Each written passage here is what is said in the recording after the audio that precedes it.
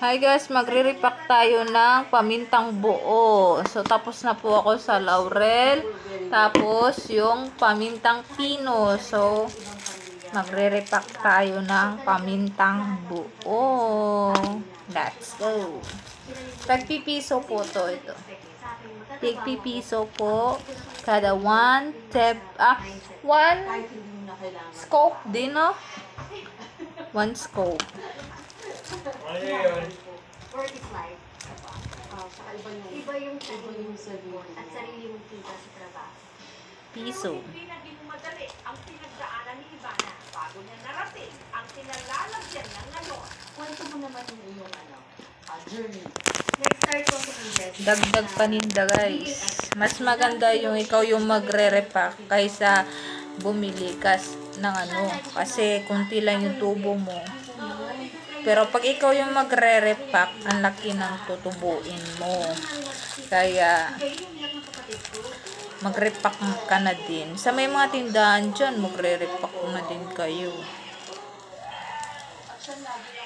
Dagdag pagkakaabalahan.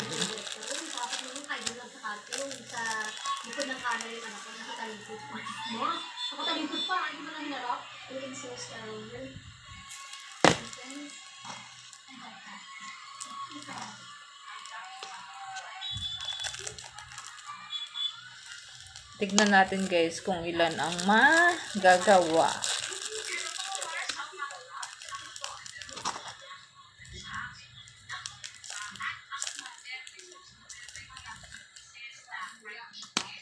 Ito po. Piso, pamintang buo.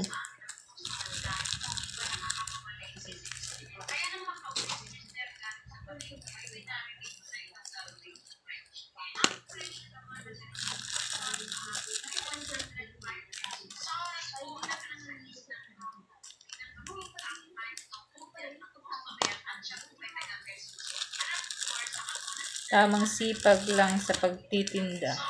Kahit kunti lang yung tubo, at least may tutubuin. Kaysa magtambay ka, walang dadating na pera sa iyo.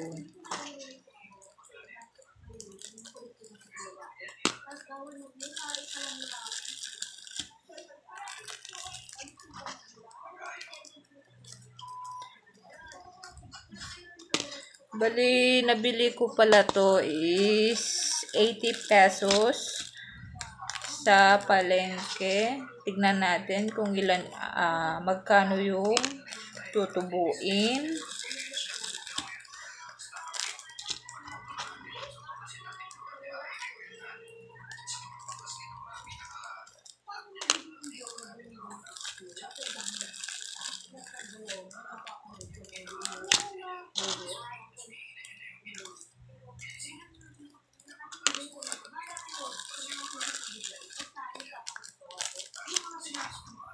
Madami kasing bumibili dito ng laurel, pamintang buo, at pamintang pino.